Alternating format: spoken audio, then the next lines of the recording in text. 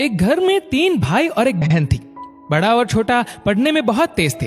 उनके माँ बाप वैसे तो उन चारों से बेहद प्यार करते थे, मगर मझले बेटे से थोड़ा परेशान से थे।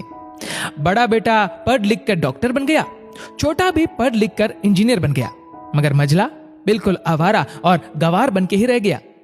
सबसे बड़े बेटे और सबसे छोटी बेटे की शादी हो गई और बहन ने लव मैरिज कर ली। बहन की शादी भी अच्छे घराने में हुई थी। आखिर उसके 2 भाई डॉक्टर और इंजीनियर जो थे, लेकिन मझले को कोई लड़की नहीं मिल रही थी। बाप भी परेशान था और माँ भी परेशान थी। बहन जब भी मायके आती सबसे पहले छोटे भाई और बड़े भैया से मिलती, मगर मझले से कम ही मिलती थी, क्योंकि वह न तो कुछ दे सकता था और न ही वह जल्दी घर पे मिलता था। वैसे वह दिहाड़ी मजदूरी करता था। पढ़ नहीं सका तो नौकरी कौन देता। मझले की शादी किए बिना पिताजी गुजर गए। माँ ने सोचा कहीं अब बंटवारे की बात न निकले, इसलिए अपने ही गांव से एक सीधी सादी लड़की से मझले की शादी करवा दी। शादी होते ही न जाने क्या हुआ कि मझला बड़े लगन से काम करने लगा। दोस्तों ने कहा, ए चंदू, आज अड्डे पे आना। चंदू ने कहा, आज नहीं, फिर कभी। दोस्त ने कहा, अरे तू शादी के बाद तो जैसे बीबी का गुलाम ही हो गया।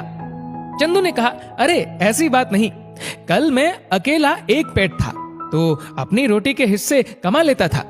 अब 2 पेट है आज, और कल 4 पेट हो सकते हैं। घर वाले मुझे नालायक कहते थे, मेरे लिए चलता था, मगर मेरी पत्नी मुझे कभी नालायक कहे तो मेरी मर्दानगी पर एक भद्दा गाली है, क्योंकि एक पत्नी के लिए उसका पति उसकी इज्जत और उम्मीद होता है। उसके घर वालों ने भी तो मुझ पर भरोसा करके ही तो अपनी बेटी दी होगी, फिर उनका भरोसा कैसे तोड़ सकता हूँ। कॉलेज में नौकरी की डिग्री मिलती है, लेकिन ऐसे संस्कार तो माँ बाप से मिलते हैं जो मझले बेटे में थे।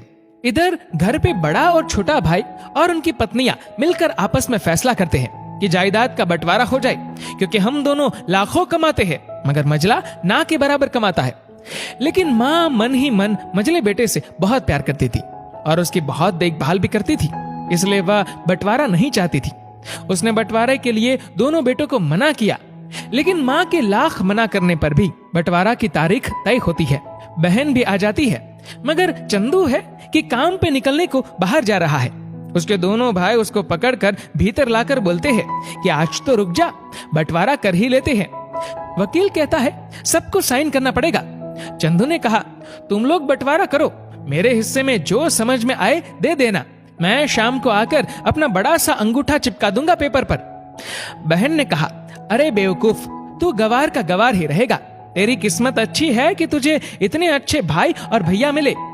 माँ ने कहा, अरे चंदू, आज रुक जा, बंटवारे में कुल 10 बीघा जमीन में दोनों भाई 5-5 रख लेते हैं और चंदू को पुश्तैनी घर छोड़ देते हैं। तभी चंदू जोर से चिल्लाता है, अरे फिर हमारी छुटकी का हिस्सा कौन सा है। दोनों भाई हंसकर बोलते हैं, अरे मूर्ख, बंटवारा भाइयों में होता है और बहनों के हिस्सों में सिर्फ उसका मायका ही है। चंदू ने कहा, ओ, शायद पढ़ा लिखा न होना भी मूर्खता ही है। ठीक है, आप दोनों ऐसा करो, मेरे हिस्से की वसीयत मेरी बहन छुटकी के नाम कर दो। दोनों भाई चकित होकर बोलते हैं, और तू? चंदू माँ की ओर देख के मुस्कुराते बोलता है, मेरे हिस्से में माँ है ना। फिर अपनी बीबी की ओर देखकर बोलता है मुस्कुरा के, क्यों चंदूनी जी, क्या मैंने गलत कहा? चंदूनी अपनी सांस से लिपटकर कहती है, इससे बड़ी वसीयत क्या होगी मेरे लिए कि मुझे माँ जैसी सासू मिली और बाप जैसा ख्याल रखने वाला पति। बस यही शब्द थे जिसने बंटवारे को सन्नाटे में बदल दिया। बहन दौड़कर अपने गवार भैया से गले लगकर रोते हुए कहती है कि माफ कर दो भैया मुझे, क्योंकि मैं समझ न सकी आपको। चंदू ने कहा, इस घर में तेरा भी उतना ही अधिकार है जितना हम सभी का। मेरे लिए तुम सब बहुत अजीज हो, चाहे पास रहो या दूर।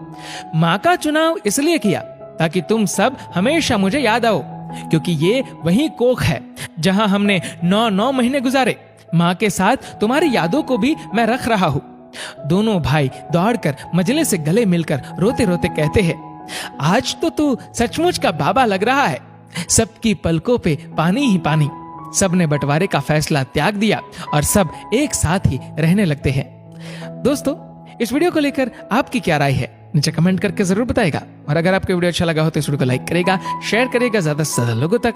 और ऐसे ही और भी इंस्पिरेशनल वीडियोस के लिए सब्सक्राइब करें हमारे यूट्यूब चैनल को और फेसबुक पर फॉलो करें हमारे पेज को। धन्यवाद।